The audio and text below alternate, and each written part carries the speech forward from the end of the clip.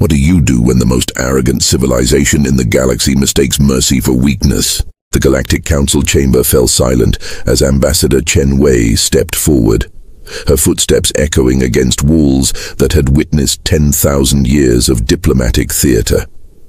Around her, representatives from 300 species watched, with expressions ranging from amusement to outright contempt. The Vrax delegation clicked their mandibles in what passed for laughter among their kind. The crystalline Lumari hummed in frequencies that translated to barely concealed mockery. Chen carried no weapons, no grand fleet waited in orbit, no doomsday device sat humming in Earth's solar system. She carried only a single data chip and a message that would reshape the galaxy's understanding of humanity forever. You're actually going through with this. Cathara, the reptilian supreme arbiter, leaned back in her ceremonial seat, tail swishing with evident satisfaction. After we've denied your petition for membership, after we've classified your species as non-sentient laborers, you think you can make demands? The chamber erupted in sounds that didn't quite translate, but carried the universal weight of derision.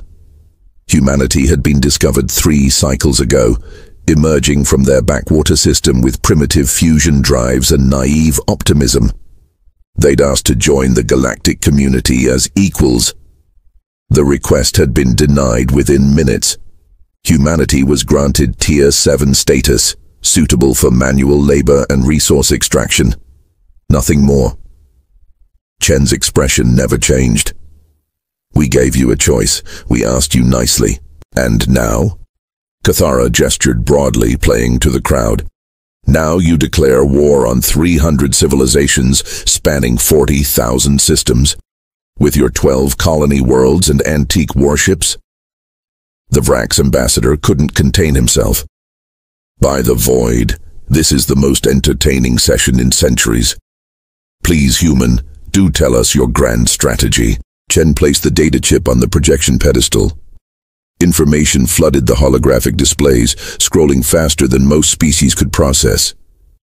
Fleet positions, military installations, defensive networks, civilian population centers, private communications from the last 3 cycles. Every secret, every weakness, every skeleton in every closet of every major power in the council. The laughter died. For 3 years, Chen said quietly, you let us clean your stations, service your ships, process your data. You never wondered why we accepted such positions without complaint. You never questioned why we were so eager to work in your military installations, your research facilities, your communication hubs. Cathara's claws scraped against her armrest. This is impossible. Our security systems were designed to detect technology, you understand. We didn't hack your systems. Chen smiled, and it wasn't a pleasant expression. We are your systems. Every computer, every network, every automated function across 300 civilizations has been running on human-designed processing cores for the last 18 months. You bought them because they were efficient, cheap, and far superior to anything you were using. A Lumari representative shattered their translation matrix in what might have been the crystalline equivalent of a gasp. The Helix processors? Among others. 87% of galactic infrastructure now depends on human technology. Technology that answers to us. Chen's voice carried across the stunned silence. But we're not unreasonable. We're giving you 72 hours. Recognize humanity as a sovereign species with full council rights. Cease all exploitation of human workers and provide reparations for 3 years of forced labor. Or what? Cathara rose from her seat, dorsal spines fully extended. You crash our networks. Inconvenience us. We've survived the Cascade Wars, the Void Plague, and the Synthesis Crisis. We'll survive your tantrum. Chen didn't argue. She simply turned and walked away, her footsteps echoing in the silence. The chamber doors sealed behind her with a finality that felt almost ceremonial. The Galactic Council's response was predictable. They laughed it off publicly while scrambling privately to assess the threat. Emergency sessions were called. Military analysts pored over the data, confirming what they desperately hoped wasn't true. Intelligence agencies worked around the clock to verify the scope of human infiltration. Cathara herself addressed the galaxy in a broadcasted speech, her voice carrying false confidence to trillions of viewers across hundreds of worlds. Humanity has overplayed their hand. Yes, they've demonstrated an aptitude for cybernetics we didn't anticipate. But they've also revealed their only leverage. Our finest technicians are already developing countermeasures. Within days, this crisis will be nothing but an embarrassing footnote in Council history. The major civilizations mobilized their fleets, not toward Earth, but toward defensive positions around their most critical infrastructure. If humanity wanted to play digital warfare, they'd find themselves isolated, contained, and eventually crushed by overwhelming conventional force. The Vrak's Third Armada took position around their primary manufacturing nexus. The Lumari sealed their communication hubs with quantum barriers. The Correx deployed their notorious cyber warfare divisions. 72 hours came and went. Nothing happened. The galactic network hummed along normally. Ships continued their routes. Power flowed. Communications remained clear. The feared shutdown never materialized. By hour 74, relief began spreading through council chambers. Humanity had bluffed and lost. Their leverage had been psychological, nothing more. Cathara scheduled another broadcast, this one to mock humanity's failed attempt at intimidation and announce severe sanctions. She was halfway through her prepared remarks when the lights in the council chamber flickered. Not the dramatic shutdown of a system failure, but a deliberate rhythmic pattern. 3 short pulses, 3 long, 3 short, Morse code, an ancient Earth distress signal, SOS. Then the screens came alive, not with chaos or destruction, but with something far more terrifying: precision. Every major military installation in the Vrak's territory displayed its own internal security footage, showing human workers, dismissed and deported after the ultimatum, calmly walking through sealed vaults past quantum locks into the heart of their antimatter storage facilities. The timestamp was from 6 hours ago. The Lumari communication network broadcast every classified diplomatic message from the last decade simultaneously, stripping away years of carefully maintained alliances and revealing the betrayals and schemes that kept the fragile galactic peace intact. The Correx Cyber Warfare Division found their own systems turned against them, their most sophisticated viruses rewritten and aimed at their own infrastructure. Their elite hackers watched, helpless, as their own weapons were dismantled by code they couldn't even begin to understand. But no one died. Not a single casualty. No ships exploded, no planets went dark, no stations decompressed. Humanity had demonstrated something far more devastating than destructive capability. They'd shown absolute control. A new message appeared across every screen, every display, every holographic projector in council space. Chen Wei's face, calm and composed. "We told you we gave you a choice. We told you we asked nicely. You mistook restraint for inability. You mistook patience for weakness. We're not going to destroy you. We're not even going to hurt you. We're simply going to ask one more time. And this time, we think you'll understand the difference between a request and a warning." The screens went dark. The galaxy held its breath. And in the silence that followed, 300 civilizations began to understand that they'd made a catastrophic miscalculation about the species they'd dismissed as primitive laborers. The real question wasn't whether humanity could go to war with the galaxy. The question was what humanity would do now that they'd proven they'd already won before the first shot was ever fired. The silence lasted exactly 47 minutes. It was the Lumari who broke first. Their entire civilization operated on information exchange, crystalline matrices that thrived on data flow and communication. Chen's revelation had exposed every secret diplomatic maneuver they'd orchestrated over the past decade, including the systematic manipulation of resource treaties that had kept smaller species in perpetual debt.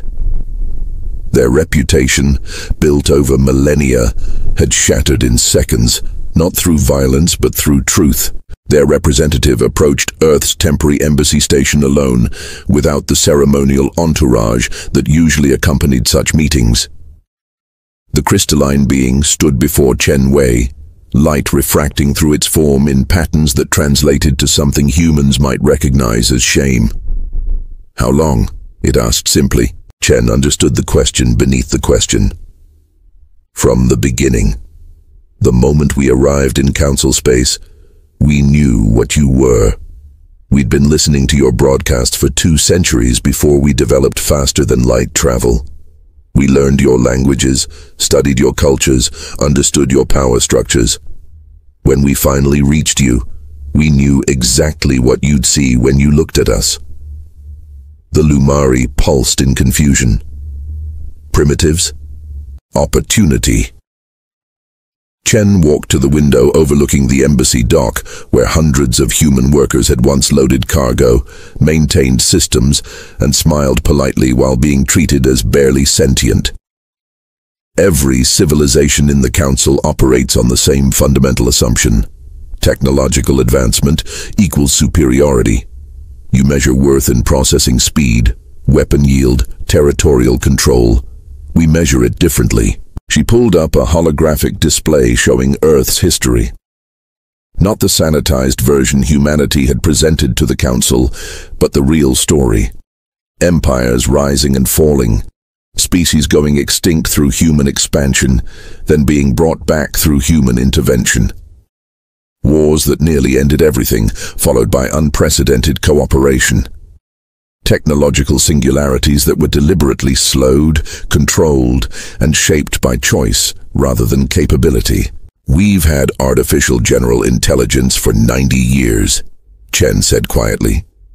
"We've had the theoretical framework for antimatter weapons for longer than your oldest colony has existed. We've mapped subspace distortions that could collapse stars. And we've chosen not to use any of it, because we learned something you haven't. Power without wisdom is just noise." The Lumari's crystalline structure fractured slightly, a physical manifestation of cognitive dissonance. "Then why come here at all? Why subject yourselves to our hierarchy?" "Because we needed to understand if we were alone." Chen's voice carried a weight of isolation that spanned light years and centuries. "We needed to know if intelligence inevitably led to arrogance, if advancement always resulted in exploitation. We needed to see if there was anyone out here worth talking to as equals, or if we were destined to be alone in a galaxy full of tyrants." The answer hung unspoken between them. Across Council space, similar conversations were beginning. The Vrak's military command had discovered that every antimatter storage facility they possessed had been quietly modified over the past year, not to explode, but to become inert with a single transmitted code. Their entire defensive strategy relied on weapons that humanity could simply turn off. Admiral Kreth, a decorated war veteran who had overseen the suppression of 3 minor species, found himself staring at readiness reports that meant nothing anymore. His aide, a young Vrax officer who had studied what little human history the Council allowed, spoke carefully. "Sir, I've been reviewing their military doctrine, the parts they let us see. And they don't have a word for acceptable casualties in military planning. It's not that they avoid civilian deaths. They structure their entire strategic framework around the assumption that any civilian death is a mission failure." Kreth's mandibles clicked in confusion. "That's impossible. You can't wage war with that constraint." "That's what I thought too. But then I looked at their historical records, the ones they kept hidden. They've fought wars, sir. Terrible ones. And somewhere along the way they decided that the cost of winning wasn't worth becoming monsters. So they developed different strategies. They don't fight to destroy. They fight to contain, to control, to make continued conflict pointless. The Admiral pulled up tactical displays of human fleet positions. 12 colony worlds, as Cathara had mockingly noted. But the reconnaissance data showed something else. Defense stations that could have easily been weaponized, infrastructure that prioritized evacuation over fortification, and most tellingly, no dreadnoughts, no world crackers, no weapons designed purely to inflict maximum devastation. They really meant it, Kreth said slowly. They gave us a choice. Cathara, meanwhile, was discovering the true depth of her miscalculation. The Supreme Arbiter sat in her private chambers, surrounded by security so tight that not even air molecules were unscanned. Yet somehow, a simple handwritten note had appeared on her desk. Paper, an ancient Earth material that no scanner in her possession even registered as worth examining. The message was brief. We know about Sector 7. We've known for 2 years. We've said nothing. Her blood went cold. Sector 7 was the Council's deepest secret, a star system they deliberately depopulated and quarantined after discovering something they couldn't control, something they'd classified beyond even top Council clearance. The official records listed it as a failed terraforming project. The truth was far worse. Sector 7 contained a biological intelligence that had evolved without technology.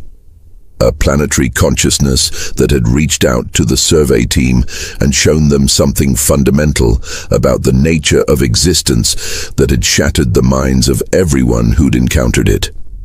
The Council's solution had been to evacuate the system, destroy all research, and pretend it never happened. 20,000 researchers and their families had been relocated to frontier worlds and sworn to silence under penalty of genetic termination. If humanity knew, if they'd known for years and said nothing, what else were they hiding? Cathara accessed her most secure communication line and found it already active. Chen Wei's face appeared, but this time the human looked tired, not defeated, just weary in a way that spoke of burdens carried across vast distances. You wanted to know how we did it, Chen said without preamble. You wanted to understand how we infiltrated systems you thought were impenetrable. The truth is simpler and more disturbing than you imagine. We didn't hack your technology, we understood your psychology. The screen split, showing footage from thousands of surveillance systems across Council space. Humans working menial jobs, cleaning stations, processing data, maintaining equipment. But now Cathara could see what she'd missed before. The patterns. Human workers consistently volunteering for the least desirable shifts, requesting assignments in sensitive areas, offering to handle tasks that other species found beneath them. You didn't enslave us, Chen continued. We volunteered. Every human in Council space knew what they were signing up for. They endured your condescension, your casual cruelty, your assumption that they were too primitive to understand what was happening around them. And they smiled, and they worked, and they learned everything about you. Cathara's spines flattened against her back, an involuntary fear response. This was always the plan. No, the plan was to join you as equals. This was always the contingency. Chen leaned forward. Do you know what the hardest part was? Not the intelligence gathering, not maintaining the deception. It was watching you treat people with dignity issues for doing exactly what you asked them to do. It was seeing species that could have been friends become oppressors because the power structure told them they could. The Supreme Arbiter felt something she hadn't experienced in decades, genuine fear. Not of military might or technological superiority, but of having been so thoroughly outmaneuvered that the game was over before she'd realized it had begun. What happens now? Cathara asked. Chen's expression softened slightly. That depends entirely on you. We've demonstrated capability. We've shown that we could have destroyed you at any point over the past 18 months. We've proven that your security, your military might, your entire power structure exists only because we allow it to. Now comes the interesting part. She pulled up a document, a proposed treaty that appeared simultaneously on every council representative's personal display across the galaxy. We're offering a choice. Real choice, not the illusion of it. Recognize humanity as equals, reform your labor practices, and enter into a genuine partnership where we help you understand what you could become. Or reject it, and we leave. We seal off our systems, cut all ties, and you never hear from us again. We won't attack, we won't sabotage. We'll simply close the door and let you continue as you were. You'd just leave? Cathara couldn't hide her disbelief. After all this? We're tired, Chen admitted, and for the first time, Cathara saw the weight humanity had been carrying. We're tired of pretending to be less than we are. We're tired of watching injustice and being told it's the natural order. We're tired of hoping you'll be better than you are. So yes, we'll leave if that's what you choose. Because the alternative, the real alternative that every other species in your position would choose is domination, and we decided a long time ago that we'd rather be alone than become you. The screens went dark again, but this time the silence felt different, heavier, pregnant with possibility and consequence. Across 300 civilizations, beings who had never questioned their place in the galactic hierarchy began to wonder what humanity had seen in them that made them so willing to simply walk away. In the council chamber, representatives gathered not by order but by choice, drawn together by a question that had never been asked before. What if the primitives had been right all along? What if the true measure of civilization wasn't how much power you wielded, but how carefully you chose not to use it? The vote was scheduled for 72 hours after Chen's final broadcast, but the galaxy didn't wait for formality to begin its transformation. Something had broken in the collective consciousness of council space, a fracture that spread through carefully maintained hierarchies like cracks through ice. It started small.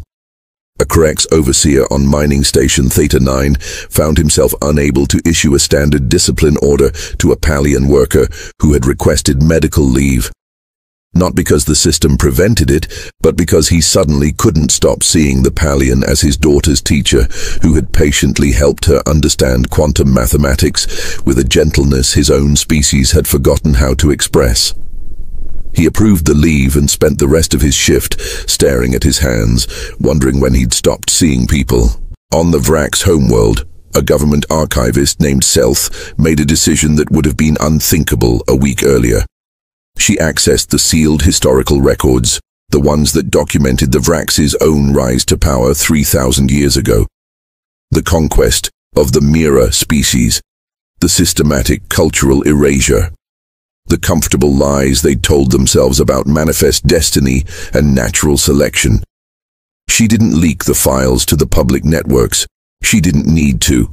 She simply stopped encrypting them, left them accessible to anyone curious enough to look. By morning, 17 million Vrak citizens had accessed their own hidden history. By evening, protests had erupted in 6 major cities. Not violent uprisings, but something the Vraks had never experienced.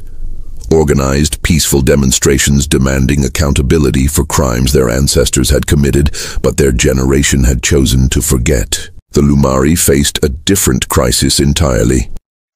Their civilization had always prided itself on transparency, on the free flow of information through their crystalline networks. But Chen's revelation had exposed the lie at the heart of their society. They'd been transparent only with each other, using information asymmetry as a weapon against everyone else. Now younger Lumari were asking questions their elders couldn't answer without admitting to centuries of calculated manipulation. One young Lumari named Prism of Dawn published a query that resonated through their entire species network. If we must hide our actions from others to maintain our position, are we truly enlightened or merely sophisticated predators? The question fractured their consensus matrix. For the first time in recorded Lumari history, their civilization couldn't reach unified agreement on a fundamental principle. The resulting cognitive dissonance manifested as physical changes in their crystalline structures, visible cracks that marked them as part of the questioning generation. But the most profound changes were happening in the species that humanity had never directly threatened. The Tier 4 and Tier 5 civilizations, the ones who had accepted their place in the hierarchy, who had convinced themselves that the system was natural and unchangeable. They watched humanity's ultimatum with a mixture of fear and something they'd forgotten how to name: hope. The Palians, philosophical and gentle, had been classified as Tier 4 laborers, despite having developed sophisticated theories of ethics and consciousness that rivaled anything in council space. They'd accepted their designation because resistance seemed futile. Now, their greatest living philosopher, an elderly female named Witness to Starlight, broadcast a meditation that reached every Palian settlement across 40 systems. She spoke of a concept from their ancient texts: the moral weight of complicity. We told ourselves we were victims. Her translated words carried across the void. We told ourselves we had no choice. But humanity has shown us the lie we've been living. They had less power than us, fewer resources, smaller numbers. Yet they chose resistance while we chose comfort. They were willing to be alone rather than compromise their principles. We were willing to compromise everything rather than risk being alone. Her words sparked something unexpected. Not revolution, but awakening. Palian workers across council space began a coordinated action that no military strategist had anticipated. They simply stopped accepting the designation of their labor as menial. A Palian maintenance engineer on a Vrax battle station calmly informed his supervisor that he would continue his work, but he would no longer accept being addressed as unit or laborer. His name was Reflection on Still Water, and he expected to be called by it.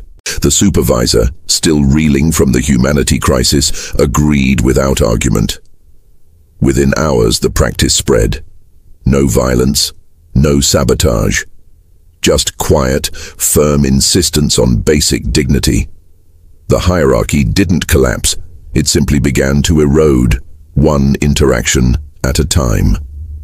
Cathara watched these developments from her chambers with growing unease. She'd spent 50 years climbing to the position of supreme arbiter, mastering the complex web of alliances and obligations that held the council together. She understood power, understood how to wield it, how to maintain it, but she didn't understand what was happening now. This wasn't a revolution she could suppress. There were no leaders to arrest, no insurgent cells to infiltrate.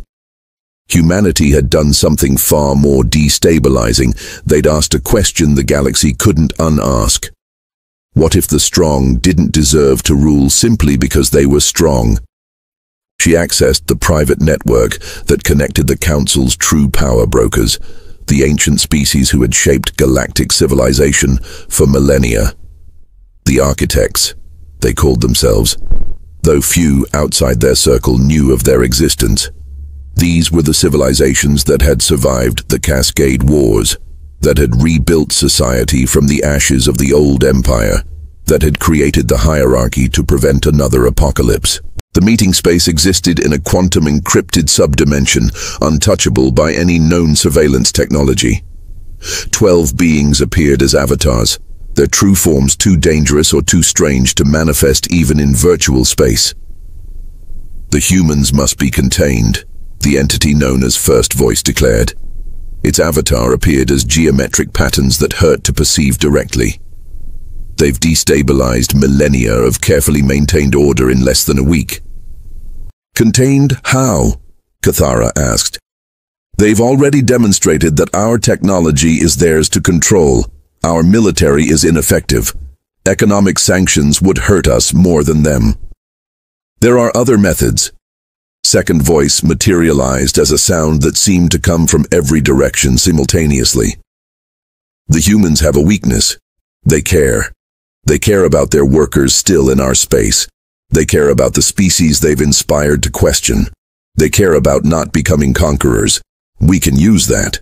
Cathara felt something twist in her chest, a sensation she eventually recognized as disgust. "You're proposing we threaten the innocent to force humanity into submission. We're proposing we remind them of the cost of their idealism," First Voice corrected. "The hierarchy exists for a reason. The Cascade Wars killed trillions because species with advanced technology and primitive wisdom destroyed each other in cascading conflicts that nearly sterilized the galaxy. We created this system to prevent that. If humanity dismantles it with their naive philosophy, they'll condemn the galaxy to another apocalypse." Or, a new voice entered the conversation, one that shouldn't have been possible. "You could tell them the truth." The quantum space flickered. Security alerts screamed through Cathara's consciousness. The encryption that was supposed to be unbreakable had been broken. A 13th avatar appeared in the meeting space, Ambassador Chen Wei, rendered in perfect detail. "How long have you been listening?" First Voice demanded, its geometric patterns contracting into defensive configurations. "Long enough." Chen's avatar walked through the space as if she belonged there, examining each entity with calm assessment. "Long enough to understand that you're not evil. You're terrified. You survived something so horrible that you've spent 10,000 years trying to prevent it from happening again, even if it meant creating a different kind of horror in the process. You don't understand what you're threatening," Second Voice said. And for the first time, Cathara heard emotion in the entity's communication. Fear. The Cascade Wars weren't just conflicts. They were an extinction event triggered by species reaching technological maturity before achieving wisdom. 50 civilizations had weapons that could crack planets. None had the judgment to know when not to use them. In the end, they all used them. Chen nodded slowly. "We know. We found the dead systems. We studied the remnants. We decoded enough of the old records to understand what happened. And we learned from it, just like you did. But we learned a different lesson." She gestured, and the quantum space filled with images from Earth's history. The atomic weapons dropped on cities, the close calls during the Cold War, the moment humanity had stood on the precipice of self-annihilation and somehow, impossibly, stepped back. "You learned that power must be controlled through hierarchy," Chen said softly. "We learned that power must be controlled through choice. You survived by creating a system where the strong controlled the weak to prevent the weak from becoming strong enough to destroy everything. We survived by choosing not to destroy each other even when we had the power to do so." "A choice you made once," First Voice countered. "On one planet, in one moment of clarity. You think that scales to galactic civilization? You think every species will make the same choice? No." Chen's admission seemed to surprise them. "We don't think every species will make the right choice.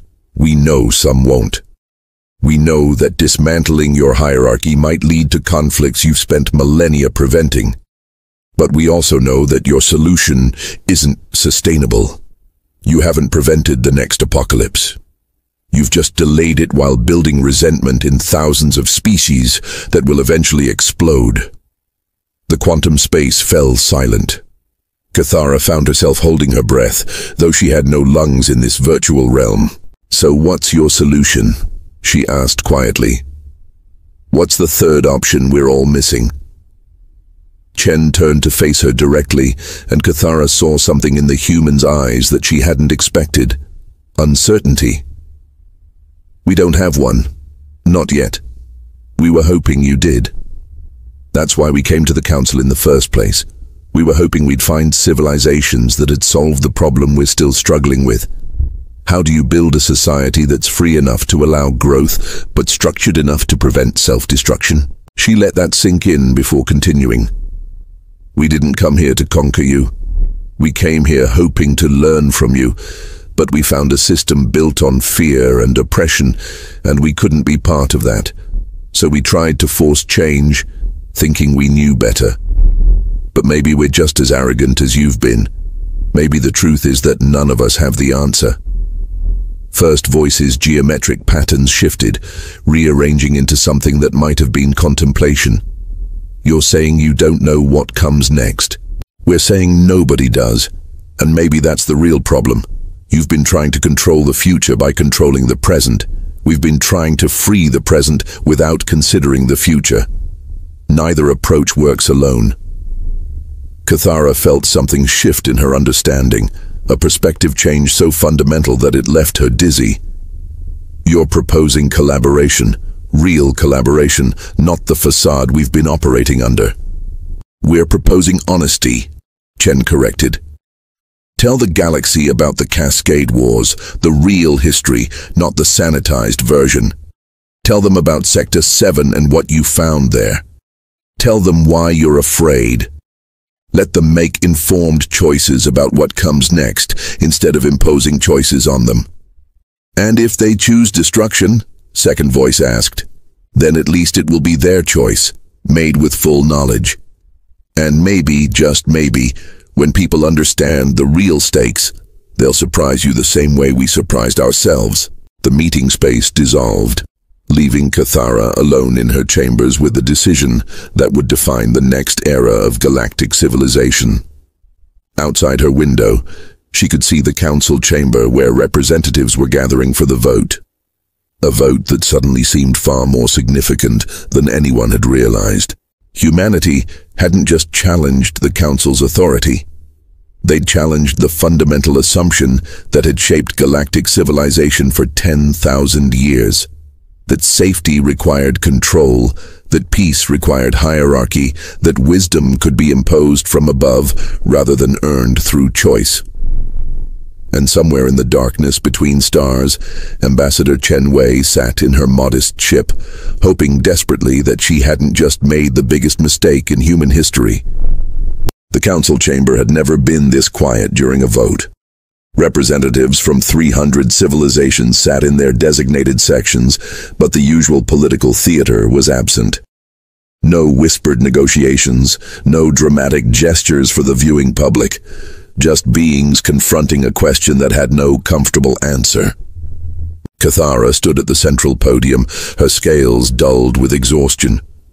She'd spent the night reviewing files that had been sealed for millennia, reading first-hand accounts of the Cascade Wars written by beings who had watched their entire species die. One entry, from a Kelthani scientist in the final days, had stayed with her. We thought we were arguing about resources, about territory, about ideology.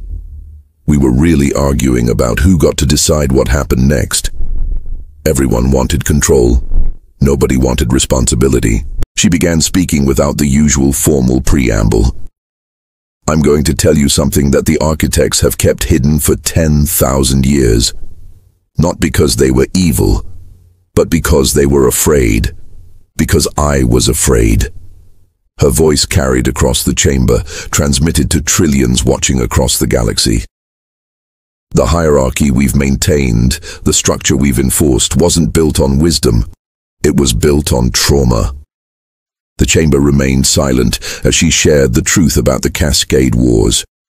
Not the simplified version taught in academies, but the real history. 50 civilizations, each convinced of their own righteousness, each certain that they alone had the wisdom to shape the galaxy's future. The weapons they'd created, the lines they'd crossed. The moment when it became clear that nobody would back down because backing down meant admitting they might be wrong. 7 billion beings died in the first week. Cathara continued, her voice steady despite the horror of the words. By the end, 93% of galactic civilization was gone. The survivors weren't the strongest or the smartest. They were the ones who happened to be far enough from the conflicts to avoid the cascade. And they made a choice. Never again. She pulled up holographic displays showing the construction of the hierarchy, the careful cultivation of a system designed to prevent any species from gaining enough power to threaten galactic stability. The tier system, the restrictions on technological development, the careful management of who could access what resources. We told ourselves we were maintaining peace, she said quietly, and we were. But we were also perpetuating the same fundamental problem that caused the Cascade Wars in the first place. We were deciding for everyone else what was best for them. We were controlling the future by controlling you. A Palian representative stood, her aged frame trembling slightly. Witness to Starlight, the philosopher who had sparked awakening among her people. Supreme Arbiter, what you describe is the oldest trap in civilization's journey. Those who survive catastrophe become so devoted to preventing its recurrence that they cannot see they're creating the conditions for a different catastrophe. And that's what humanity helped us see, Cathara acknowledged. They showed us that our solution was unsustainable, that you can't build lasting peace on suppression, but they also showed us something else. She turned to the display where Ambassador Chen Wei appeared, live from her ship orbiting beyond the council station. Chen looked different now. The calculated confidence she'd displayed during their confrontation was gone, replaced by something more genuine, more vulnerable. We don't have the answers, she admitted to the assembled galaxy. When we came here, we thought we did. We'd survived our own near extinction. We'd learned to balance freedom with responsibility. We thought we could teach you, but we were wrong about that too. She gestured to a new display, showing Earth's history in uncomfortable detail. The genocides, the wars, the systems of oppression that had persisted for centuries, the ongoing struggles with inequality, with prejudice, with the eternal human capacity for cruelty alongside the capacity for kindness. We haven't solved it, Chen said. We're still figuring it out, day by day, choice by choice. The only difference between us and you is that we accepted that there is no final solution. There's just the continuous work of choosing to be better than we were yesterday. A Vrax admiral, the same Kreth who had commanded the Third Armada, rose from his position. Then what was the point? You upended galactic civilization to tell us you don't know what should replace it? No, Chen replied. We upended galactic civilization to show you that it's a question you should all be asking together, not a problem a few ancient species get to solve for everyone else. The Lumari representative, Prism of Dawn, projected a query that rippled through the translation matrices. You're proposing chaos. I'm proposing choice, Chen corrected. Informed, honest, difficult choice. The architects were right that unrestricted access to destructive technology leads to catastrophe. But their solution of restricting growth through hierarchy just creates different problems. What if there's a third path? What if instead of controlling each other, we commit to teaching each other? Cathara felt something shift in the chamber, a change in the collective atmosphere. A federation, she said slowly. Not a council with tiers, but an actual federation where we share knowledge, share resources, share the responsibility for preventing the next catastrophe. With one critical addition, Chen added. Transparency. Complete transparency about capabilities, about concerns, about fears. The architects kept the truth about the Cascade Wars hidden because they thought knowledge of that horror would paralyze progress. But secrets don't protect people. They just create the conditions for those same mistakes to be repeated. First voice materialized in the chamber, its avatar no longer hidden in encrypted shadow. The ancient entity's geometric patterns pulsed with colors that translated to emotions the translation matrices struggled to define. You're asking us to trust species we've controlled for millennia. You're asking them to trust us after we've oppressed them for the same length of time. I'm asking you to try, Chen said simply, because the alternative is continuing a system that everyone knows is broken, waiting for it to collapse in whatever way it inevitably will. The vote, when it came, wasn't the dramatic political theater that galactic observers had expected. It wasn't even close. 300 civilizations, each grappling with their own revelations and transformations, chose to dissolve the council as it had existed and begin the difficult work of building something new. But the real changes happened in the spaces between official policy. On mining station Theta 9, the Crex overseer, whose daughter had been helped by a Palian teacher, started a study group. Once a week, members of different species gathered to discuss ethics, philosophy, and the practical challenges of cooperation. It wasn't policy. It wasn't mandated. It was just beings choosing to understand each other. Selth, the Vrax archivist, began a project to document the true history of galactic civilization, recruiting scholars from species at every tier. The work was painful, forcing each civilization to confront the gaps between their myths about themselves and the reality of their actions. But it was honest in a way that nothing had been before. The Lumari experienced their first true cultural schism in recorded history, splitting between those who clung to the old certainties and those who embraced the discomfort of genuine uncertainty. Prism of Dawn became the nucleus of a new philosophical movement that argued discomfort was not a flaw to be eliminated, but a signal that growth was happening. And humanity, having sparked this transformation, found themselves in an unexpected position, students again. The Palians taught them philosophical frameworks for thinking about consciousness that human philosophy had never developed. The Vrax shared military strategies based on containment rather than conquest that offered new solutions to old problems. Even the architects, emerging from their hidden positions, shared warnings about technologies humanity had been developing without understanding the full implications. 6 months after the vote, Chen Wei stood again in what had been the council chamber, now being renovated into something more egalitarian.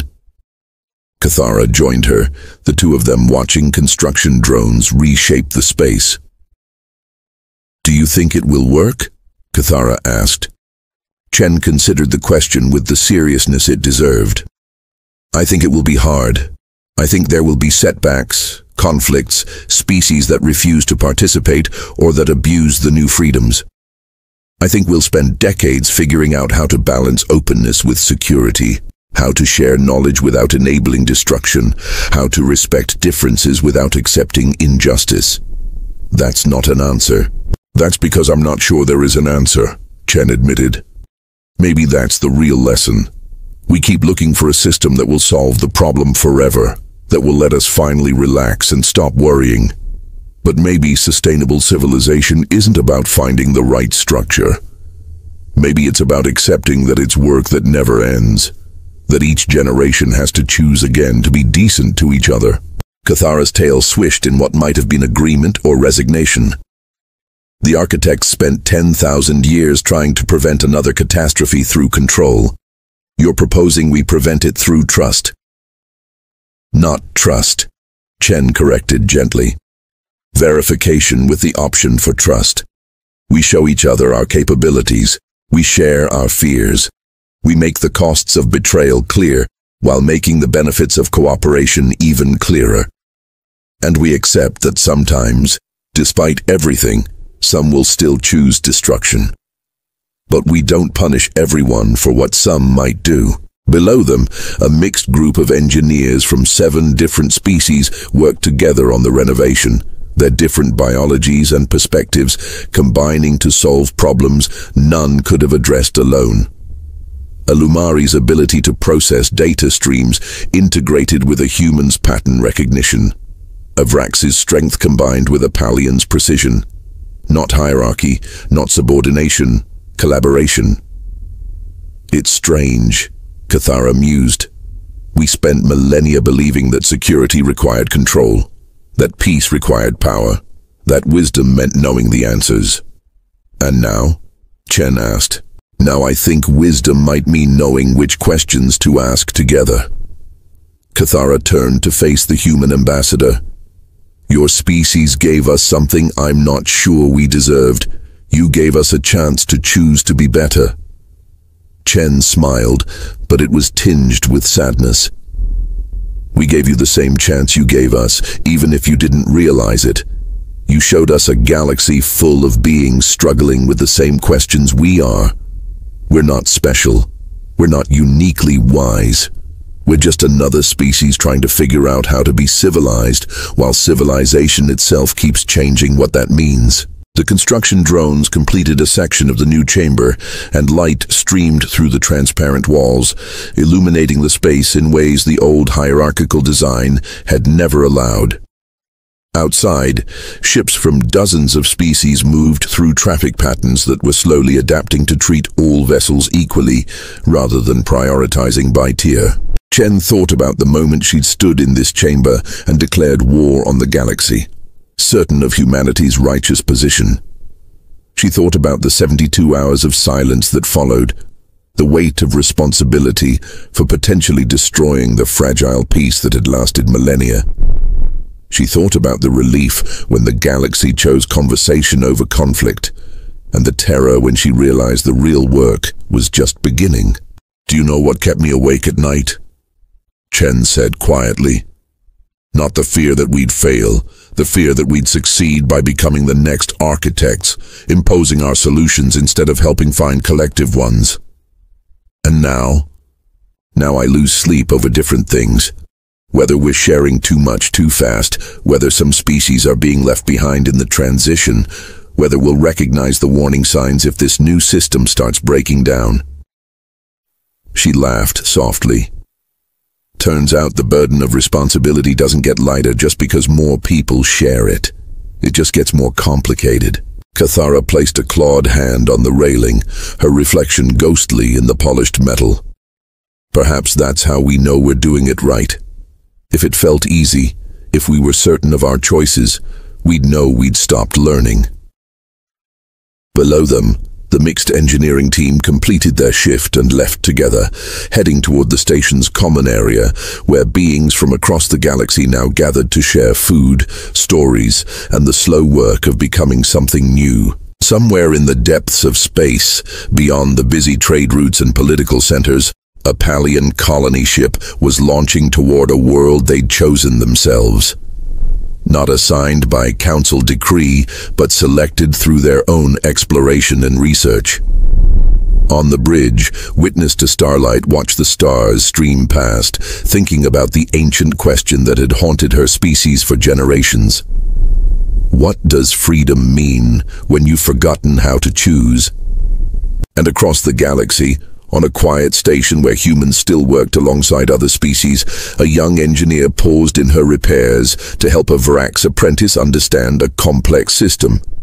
Not because she was ordered to, not because it advanced her position, but because someone had asked for help, and helping was a choice she could make. The question that had sparked everything, the challenge humanity had thrown at the galaxy's feet, echoed through the transformed civilization. What do you do when the most arrogant civilization in the galaxy mistakes mercy for weakness? The answer, it turned out, wasn't found in weapons or threats or demonstrations of power. It was found in the choice to keep asking questions, to keep learning from each other, to keep choosing connection over certainty. And maybe, just maybe, that was enough. Not forever, not perfectly, but enough for today and tomorrow and all the uncertain tomorrows that would follow.